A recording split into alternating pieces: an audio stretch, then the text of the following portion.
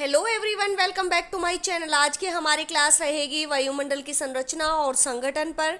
तो सबसे पहले देखिए, वायुमंडल जो है वो हमारे आसपास के का जो आवरण है, हमारे चारों तरफ का जो आवरण है वायुमंडल कहलाता है। और ये जो वायुमंडल है, वायुमंडल के बारे में यूनानी विद्वान जो है एनेक्सिमेंडर ने 5वीं शताब्दी में ही इसकी जानकारी दे दी थी।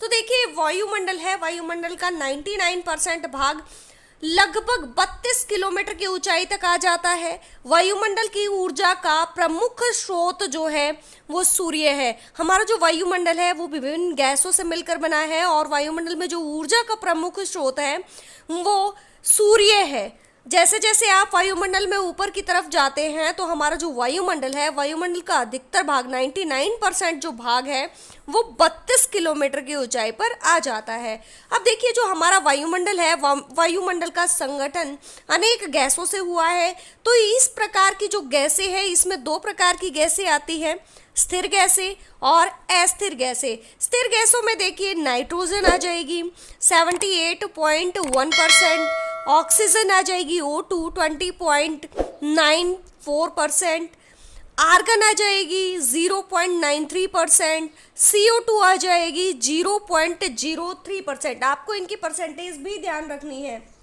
इसके आधार जो हमारी आती है नियॉन है 0.0012% और क्रिप्टॉन जो है वो है 0.00011%। इसके बाद हमारी आती है हीलियम और हाइड्रोजन। हीलियम जो है वो है 0.0052%, जबकि हाइड्रोजन है 0.00005%। तो आपको ध्यान रखना है, मेनली आपको नाइट्रोजन, ऑक्सीजन, आर्गन और CO2 तो काफ़ी बार एग्जाम में पूछा जाता है, तो आपका इनका परसेंटेज भी ध्यान रखना है। तो हल्की गैसें जो है, हमारा जो वायुमंडल है, वायुमंडल में हल्की गैसें ऊपर की तरफ होती है, जबकि जो भारी गैसें हैं वो नीचे की तरफ होती है। जैसे देखिए, हमारा जो वायुमंडल है, वायुमंडल में CO2, नाइट्रोजन, ऑक्सीजन, ये जो गैसें हैं ये एक भारी गैसें हैं। ये जो हमारा वायुमंडल है, वायुमंडल की जो निचली परत है, इसमें इसकी सघनता देखने को मिलती है। जैसे जैसे आप वायुमंडल में ऊपर की तरफ जाओगे तो ऊपर की तरफ हमें हल्की गैसें ही मिलती है, जैसे हमारी हाइड्रोजन हो गई, हीलियम हो गई। तो इस प्रकार की हल्की गैसें जो हैं वो हमारे वायुमंडल में ऊपर की तरफ देखने को मिलती हैं। इसके अंदर देखिए, हमारा जो वायुमंडल है, वायुमंडल में कुछ सक्रिय गैसें और कुछ अक्रिय गैसें भी देखने को मिलती है। सक्रिय गैसों में हमारा नाइट्रोजन, ऑक्सीजन आ जाएगा, जबकि अक्रिय गैसों में नियॉन, जिनान, क्रिप्टॉन, हीलियम और आर्गन गैसें आ जाती हैं। अब देखिए, एक एक जो हमारी इंपॉर्टेंट जो गैसें हैं इनका वर्णन हम करते हैं। तो सबसे पहले देखिए, नाइट्रोजन का परसेंटेज हमने देख लिया है 78.1%। अब देखिए, नाइट्रोजन की क्या भूमिका रहती है। यह वायुदाब का ह्रास और पवनों की गति को नियंत्रित करती है। जो नाइट्रोजन है, नाइट्रोजन वायुदाब का जो ह्रास होता है और पवनों की जो गति है उसको नियंत्रित करने का काम करती है। और ये गैस रंगहीन और गंधहीन गैस होती है। और जो नाइट्रोजन है, नाइट्रोजन का सांद्रण हमारे वायुमंडल में 100 किलोमीटर तक पाया जाता है। वायुमंडल में अधिक मात्रा में प्राप्त की जाने वाली जो गैसें हैं उनमें दूसरी जो गैस हमारी आती है वो आती है ऑक्सीजन, जो कि 20.93% जो हमारे वायुमंडल में विद्यमान है। वायुमंडल में नाइट्रोजन व ऑक्सीजन मिलकर 99% से भी अधिक होती है। तो पूछा जाए कि वायुमंडल में नाइट्रोजन और ऑक्सीजन की मात्रा कितने परसेंट होती है, तो ये 99% से भी अधिक होती है।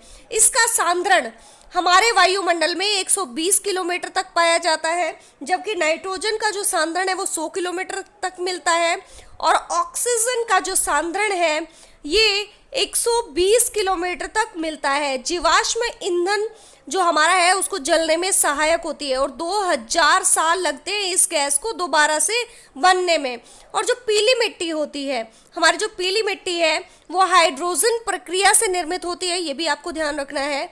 और लाल मिट्टी ऑक्सीजन प्रक्रिया से बनती है। इसके बाद देखिए, जो तीसरी गैस आती है वो आती है हमारी CO2। CO2 एक भारी गैस है जिसका जो हमारे वायुमंडल में 0.03% विद्यमान है और इसका जो सांद्रण है वो 90 किलोमीटर तक पाया जाता है। जैसे जैसे आप वायुमंडल में ऊपर की तरफ जाओगे तो 90 किलोमीटर तक इसका जो सांद्रण है वो पाया जाता है। ये एक प्रकार की भारी गैस है क्योंकि ये हमारे वायुमंडल में नीचे की तरफ है और मौसम विज्ञान में एक महत्वपूर्ण गैस है। ये प्रकाश संश्लेषण की क्रिया में सहायक है। जो CO2 है, CO2 जो है प्रकाश संश्लेषण की क्रिया में बहुत ज़्यादा महत्वपूर्ण गैस है। कार्बन कुंड जो हमारे हैं CaCO3, ध्यान रखना CaCO3, यह कार्बन कुंड के रूप में महासागरों में विद्यमान रहती है। जो हमारी CO2 है, CO2 कार्बन कुंड के रूप में हमारे जो महासागर है, महासागरों में विद्यमान रहती है। और दुनिया का पूछा जाए कि दुनिया का सबसे बड़ा कार्बन कुंड कौन सा है, तो दुनिया का सबसे बड़ा कार्बन कुंड महासागरों को कहा जाता है। जबकि स्थलीय भाग का सबसे बड़ा कार्बन कुंड अमेजन बेसिन या फिर आप सेल्वास वन भी कह सकते हो, तो सबसे स्थलीय भाग का सबसे बड़ा कार्बन कुंड सेल्वास वन या अमेजन बेसिन को कहा जाता है। CO2 एक ग्रीन हाउस गैस है, जबकि प्राथमिक ग्रीन हाउस गैस आपसे पूछा जाता है तो प्राथमिक ग्रीन हाउस गैस जो है वो जलवाष्प है। ग्रीन हाउस इफेक्ट की जो गैसें हैं, ग्रीन हाउस में जो गैसें आती है वो आती है CO2, मीथेन, जलवाष्प, ओजोन, नाइट्रस ऑक्साइड। कई बार हम कंफ्यूज होते हैं कि मीथेन आएगी या नहीं आएगी, नाइट्रस ऑक्साइड आएगी या नहीं आएगी।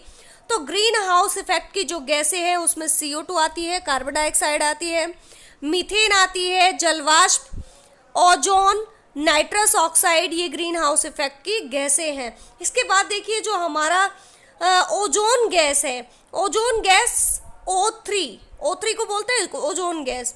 ये एक अस्थिर गैस है और ये जीवनदायिनी गैस है। ग्रीन हाउस गैस भी इसको कहा जाता है और इसका जो सांद्रण है वो 10 से 50 किलोमीटर तक पाया जाता है। और सर्वाधिक अगर बात करें कि ओजोन जो गैस है वो सर्वाधिक 15 से 35 किलोमीटर तक पाई जाती है। ओजोन गैस तापीय व्युत्क्रमण या तापीय प्रतिलोमन में सहायक है। तापीय प्रतिलोमन मेरे चैनल पर मैंने बहुत अच्छे से करवाया हुआ है, तो आप वहाँ पे देख सकते हैं कि तापीय प्रतिलोमन क्या होता है। और देखिए यहाँ पे कहा गया तापीय व्युत्क्रमण, जैसे जैसे हम नॉर्मली बात करते हैं तो हमारा जो वायुमंडल है, वायुमंडल में जैसे जैसे हम ऊपर की तरफ जाते हैं तो 165 मीटर की ऊंचाई पर जो है 1 डिग्री सेल्सियस टेम्परेचर घट जाता है। नॉर्मल लैप्स रेट इसको कहा जाता है, सामान्य ताप ह्रास दर इसको कहा जाता है। लेकिन जैसे हम अपने वायुमंडल में ऊपर की तरफ जाते हैं तो हमारा जो वायुमंडल है इसमें जब ओजोन गैस आती है तो ओजोन गैस के ऊपर जो हमारा वायुमंडल है इसमें ऊंचाई के साथ तापमान में वृद्धि होती है, इसीलिए इसको तापीय प्रतिलोमन में सहायक गैस कहा जाता है। इसके बाद देखिए जो ओजोन क्षरण है, ओजोन क्षरण के बारे में सर्वप्रथम जो बताया था, क्योंकि हमारा जो ओजोन लेयर है, ओजोन लेयर का जो है क्षरण हो रहा है, ह्रास हो रहा है, और इसके बारे में सर्वप्रथम जो बताया था वो बताया था जिनसेफ फरमान 1985 में। जिनसेफ फरमान जो है उन्होंने 1985 में इसके बारे में बताया था कि हमारा जो वायुमंडल है, वायुमंडल में एक गैस विद्यमान है जो कि जिसका लगातार ह्रास होता जा रहा है। ओजोन के क्षरण में सहायक गैस, मतलब जो ओजोन का क्षरण हो रहा है, जो ओजोन गैस है उसका जो ह्रास हो रहा है, तो उसमें कौन सी गैस आती है, तो ओजोन क्षरण में जो आती है हमारी CFC, nitrous oxide, Helens gas, ये तीनों जो गैसें हैं ये हमारे ओजोन लेयर को डिप्लेक्ट कर रही है, ओजोन लेयर में जो है छेद किए जा रही है। आगे देखिए ओजोन क्षरण के प्रभाव क्या क्या होते हैं। जब ओजोन है, ओजोन जो हमारी लेयर है जो समताप मंडल में है उसमें जब ह्रास होता है तो क्या होता है, उसके कारण से अम्लीय वर्षा आती है जो कि सल्फर प्लस नाइट्रोजन से मिलकर बनती है। जब हमारी वर्षा में ये दोनों गैसें मिलती हैं, प्लस में यहाँ पे नाइट्रस ऑक्साइड भी आ जाएगा, जब ये मिल जाएंगी तो हमारा जो अम्लीय वर्षा है वो आती है। सागर के तल में वृद्धि होती है, त्वचा कैंसर का कारण बनती है, जहरीले कोहरे का निर्माण होता है और प्रकाश संश्लेषण को भी इफेक्ट करती है। इसके बाद देखिए, इसके बाद बात करते हैं जलवाष्प की। जलवाष्प, अब देखिए जलवाष्प जो है ये तूफान व तड़ित झंझा को शक्ति देते हैं। तो पूछा जाए तूफान और तड़ित झंझा को शक्ति किससे मिलती है, तो इससे इनको जो शक्ति मिलती है वो जलवाष्प से मिलती है। वायुमंडल में जलवाष्प का 90% से अधिक भाग वायुमंडल में 5 किलोमीटर की ऊंचाई तक पाया जाता है। जैसे जैसे आप वायुमंडल में ऊपर की तरफ जाओगे तो जलवाष्प जो है, जलवाष्प की मात्रा कम होती चली जाएगी। जलवाष्प का 99% जो हमारा वायुमंडल है, वायुमंडल में 5 किलोमीटर तक देखने को मिलता है। यदि एक ही समय में वायुमंडल की समस्त जलवाष्प का एक साथ संघनन कर दिया जाए तो हमारी पृथ्वी के चारों तरफ 2.5 सेंटीमीटर की एक मोटी सतह, जल की सतह का निर्माण हो जाएगा। और सर्वाधिक जो वाष्पीकरण होता है, आप देखोगे ना तो हमारा जो अर्थ है, ये हमारी अर्थ है, अर्थ पर जो भूमध्य रेखा है, भूमध्य रेखा पर सर्वाधिक वाष्पीकरण होता है, जलवाष्प सर्वाधिक यहाँ पे देखने को मिलता है। लेकिन जैसे जैसे जो है आप ऊपर की तरफ जाओगे, जो ठंडे मरुस्थलों में जाओगे, जो हमारे महाद्वीप है, महाद्वीपों के पश्चिमी भागों में अधिकतर पाए जाते हैं, तो ठंडे मरुस्थलों में इनका जो परसेंटेज है वो बहुत कम होता है, बहुत कम देखने को मिलता है जलवाष्प। तो 1% जो है वो जलवाष्प यहाँ पे देखने को मिलता है, जबकि सर्वाधिक जो वाष्पीकरण होता है, जलवाष्प की स्थिति जो है वो गर्म व आर्द्र स्थानों में होती है और 4% भाग यहाँ पे देखने को मिलता है।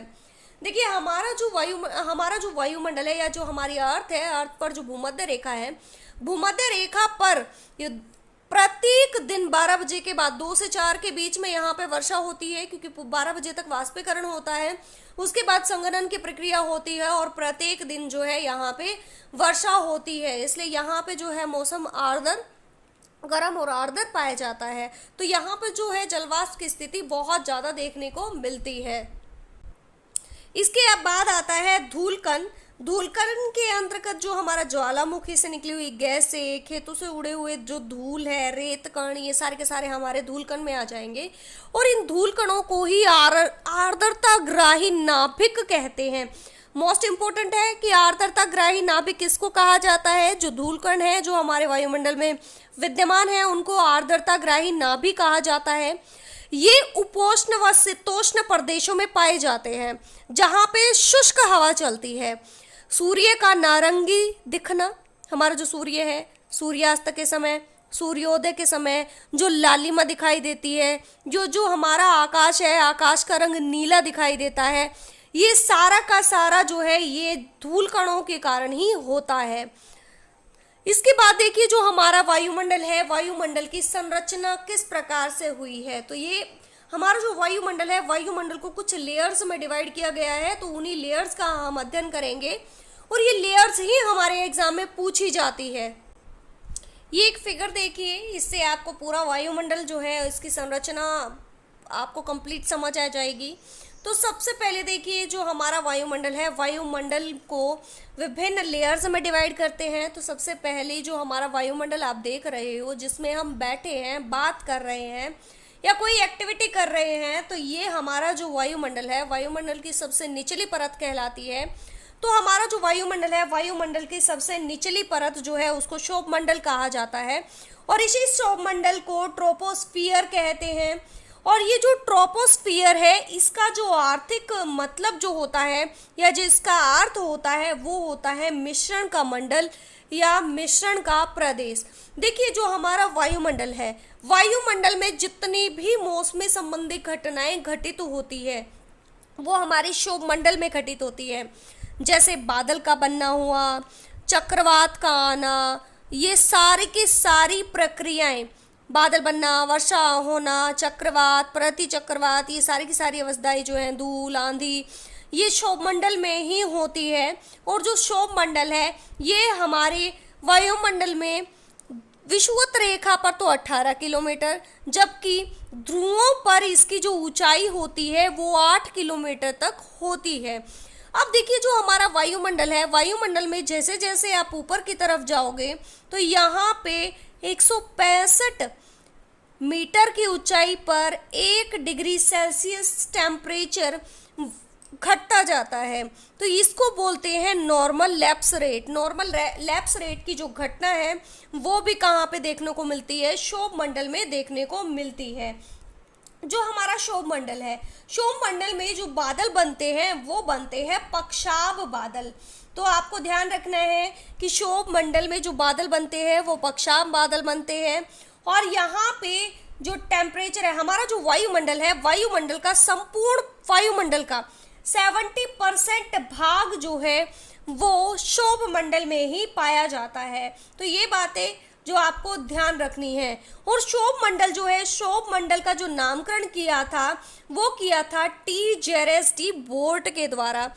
और ये जो क्षोभ मंडल है, क्षोभ मंडल को कुछ और अन्य नाम भी दिए गए हैं, जैसे विक्षोभ मंडल, क्योंकि विक्षोभ संबंधी जितने भी घटनाएं हैं वो इसी मंडल में घटित होती है। संवहनीय मंडल इसको कहा जाता है, क्योंकि संवहनीय धाराएं जो चलती है वो इसी मंडल में चलती हैं। और इसी मंडल को परिवर्तन मंडल भी कहा जाता है, क्योंकि यहाँ पे मौसम संबंधी जितने भी परिवर्तन होते हैं वो इसी मंडल में देखने को मिलते हैं। तो इसीलिए इसको बोलते हैं क्षोभ मंडल। इसके बाद जो है क्षोभ मंडल से ऊपरी जो परत हमारी आती है वो आती है समताप मंडल।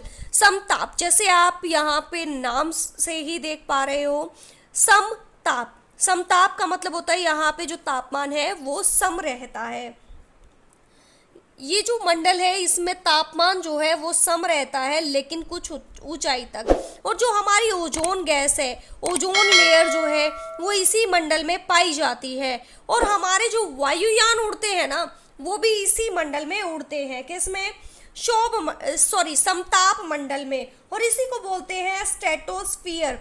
और जो स्ट्रेटोस्फियर है इसका जो नामकरण किया गया था वो टी जेरेस डी बोर्ट के द्वारा किया गया था और 1902 में किया। इसकी जो ऊंचाई है, हमारा जो वायुमंडल है, वायुमंडल में इसकी जो ऊंचाई है वो 50 किलोमीटर तक होती है। इसकी ऊंचाई जो है वो विषुवत रेखा पर कम, जबकि ध्रुवों पर इसकी जो ऊंचाई है वो बहुत ज़्यादा देखने को मिलती है। किसके कंपैरिजन में? विषुवत रेखा या भूमध्य रेखा के कंपैरिजन में। अब देखिए जो ओजोन है, ओजोन की प्रधानता भी इसी में पाई जाती है। जिस ओजोन लेयर की बात मैंने की थी, तो ओजोन लेयर है वो समताप मंडल में ही पाई जाती है। और ओजोन लेयर की जो ऊंचाई है वो 15 किलोमीटर से 35 किलोमीटर के बीच में पाई जाती है। और 55 किलोमीटर जो है इसकी जो ऊपरी सीमा है वो निश्चित की गई है, किसकी? ओजोन लेयर की। तो 50 किलोमीटर तक पर तो ताप इसका 0 डिग्री सेल्सियस हो जाता है। जैसे जैसे आप ऊपर जाओगे यहाँ पे जो टेम्परेचर है वो बढ़ता है, तो तापीय प्रतिलोमन की स्थिति यहाँ पे देखने को मिलती है। तो देखिए यहाँ पे जो टेम्परेचर है वो घट रहा था नीचे, लेकिन यहाँ पे टेम्परेचर ऊंचाई के साथ कुछ टाइम तक तो सम रहेगा, लेकिन ओजोन लेयर जहाँ पे आएगी वहाँ पे जो टेम्परेचर है वो बढ़ जाएगा। तो ऊंचाई के साथ टेम्परेचर बढ़ जाता है, क्योंकि जो ओजोन लेयर है वो सूर्य से आने वाली पराबैंगनी किरणों को अवशोषित कर लेती है, जिससे जो है वहाँ का टेम्परेचर जो है वो बढ़ जाता है। नॉर्मली तो देखिए जो हमारे क्लाउड्स बनते हैं वो क्षोभ मंडल में बनते हैं, लेकिन यहाँ पे समताप मंडल में भी कुछ जो बादल है वो देखने को मिलते हैं। इस प्रकार के जो बादल हैं उनको मदर ऑफ पील्स क्लाउड कहा जाता है। और इसके बाद देखिए यहाँ पे जो है, यहाँ पे जो हमारी स्ट्रेटोस्फियर है, स्ट्रेटोस्फियर के ऊपर पे यहाँ पे एक 1.5 किलोमीटर की एक रेखा पाई जाती है, तो उसको बोलते हैं स्ट्रेटोपॉज। इसी प्रकार से यहाँ पे ट्रोपोपॉज पाई जाती है। और इसके बाद जो हमारी तीसरी लेयर आती है वो आती है मध्य मंडल। जो हमारा मध्य मंडल है इसकी ऊंचाई, हमारा जो वायुमंडल है वायुमंडल में 80 किलोमीटर तक होती है। और यहाँ पे जो है ऊंचाई के साथ तापमान घटता है। यहाँ पे बढ़ रहा था, यहाँ पे तापमान जो है वो घटता जाता है। और जो हमारा यहाँ पे तापमान है वो -80 डिग्री सेल्सियस से लेकर -100 डिग्री सेल्सियस तक हो जाता है। और यहाँ पे जो क्लाउड बनते हैं ना, इस प्रकार के क्लाउडों को बोलते हैं नॉटिलुसेंट क्लाउड। और ध्रुव पर ये जो है गर्मियों में ही बनते हैं ये क्लाउड। इन बादलों का निर्माण उल्का, धूल व संवहनीय प्रक्रिया द्वारा ऊपर से लाई गई आर्द्रता के सहयोग या संघनन होने पर बनता है। देखिए जो ये मध्य मंडल है, यहाँ पे जो हमारे उल्का पिंड आते हैं, ये उल्का पिंड जब हमारे वायुमंडल में मध्य मंडल में प्रवेश करते हैं तो ये जो है जलने लग जाते हैं। इसी कारण ये जो हमारा मध्य मंडल है, मध्य मंडल को सुरक्षा कवच भी कहा जाता है एक तरह से, क्योंकि यहाँ पे जो है ये हमारी पृथ्वी की रक्षा करता है। जब उल्का पिंड आते हैं तो यहाँ पे मध्य मंडल में वो जल उठते हैं और पृथ्वी तक नहीं पहुंच पाते हैं। हमारा जो धरातल है, धरातल तक पहुंच नहीं पाते। इसके बाद चौथी जो हमारी लेयर आती है वो आती है आयन मंडल, जहाँ पे आयनों की स्थिति देखने को मिलती है। और जो हमारे अंतर्राष्ट्रीय जो स्पेस स्टेशन है वो यहीं पे छोड़े जाते हैं और इसकी जो ऊंचाई है हमारे वायुमंडल में 640 किलोमीटर तक देखने को मिलती है। स्पेस टल और जो हमारी टीवी वगैरह चलते हैं, यहाँ पे जो रेडियो तरंग है वो परावर्तित कर जाती है। और यहाँ पे आयन मंडल में ही हमारी कुछ परतें देखने को मिलती हैं, जैसे हमारी जो परत है डी, ई, एफ, इसके अलग जो है जी परत भी यहाँ पे देखने को मिलती है। जो डी परत है इसकी जो ऊंचाई है 80 से 90 किलोमीटर तक पाई जाती है और ये निम्न आवर्ती वाली जो रेडियो तरंगे हैं उनको परावर्तित करती है। लेकिन जब सूर्यास्त होता है तो ये जो डी परत है ये लुप्त हो जाती है। इसके बाद देखिए जो ई परत है, ई परत इसका जो अन्य नाम है वो है कैनेली हेविसाइड। तो पूछा जाए कि कैनेली हेविसाइड क्या है, तो कैनेली हेविसाइड आयन मंडल में एक परत है जिसको ई परत कहा जाता है। और ये जो ई परत है ये उच्च आवर्ती वाली तरंगों का परावर्तन कर देती है और पृथ्वी की तरफ जो है वापस भेज देती है। ये परतें भी, ये जो परत है ई परत, ये भी सूर्यास्त होने पर विलुप्त हो जाती है। इसके बाद जो हमारी परत आती है वो आती है एफ परत। ये जो एफ परत है ये F1 और F2 दोनों से मिलकर बनी है और ये परत जो है मध्य और उच्च आवर्ती वाली तरंगों का परावर्तन करती है। इसके बाद जो परत आती है वो आती है जी परत, जो कि 400 से 600 किलोमीटर तक पाई जाती है। दिन व रात दोनों के वक्त ये जो परत है वो विद्यमान रहती है। इसके बाद आती है एक्सोस्फीयर या बहिर्मंडल। ये जो बहिर्मंडल है 640 किलोमीटर से ऊपर का जो भी हमारा वायुमंडल है इसको बहिर्मंडल या एक्सोस्फीयर कहा जाता है। और ये जो मंडल है एक्सोस्फीयर, इसमें वॉन एलन रेडिएशन बेल्ट की स्थिति रहती है। इसमें पृथ्वी के मैग्नेटेड फील्ड पाए जाते हैं, चुंबकीय क्षेत्र पाए जाते हैं। और ये जो चुंबकीय क्षेत्र है ये एक आवेशित कण होते हैं। और इसी में बहिर्मंडल में ही अरोरा ऑस्ट्रेलिस जो कि दक्षिणी ध्रुव और अरोरा बोरेलिस जो कि उत्तरी ध्रुव में पाए जाते हैं कि घटना जो है वो घटित होती है। ये जो हमारे और ऑस्ट्रेलियस और अरोरा ऑस्ट्रेलिस और अरोरा बोरेलिस जो है ये एक आतिशबाजी जैसे कुछ घटना देखने को मिलती है, उसी को बोलते हैं उत्तरी ध्रुव में तो इसको अरोरा बेसिलस बोलते हैं, जबकि दक्षिणी जो ध्रुव है हमारा इसको अरोरा ऑस्ट्रेलिस कहते हैं। देखिए याद रखने का तरीका, ऑस्ट्रेलिया दक्षिण में पाया जाता है तो ऑस्ट्रेलिस दक्षिणी ध्रुव पर, बोरेलिस उत्तरी ध्रुव पर पाया जाता है। तो ये थी हमारी वायुमंडल की संरचना और वायुमंडल के संगठन, जो आपके लैब असिस्टेंट में या हर एग्जाम में बहुत ज़्यादा इंपॉर्टेंट है। तो वीडियो को कंप्लीट देखा करो और वीडियो अगर अच्छी लगती है तो लाइक जरूर करिएगा। धन्यवाद।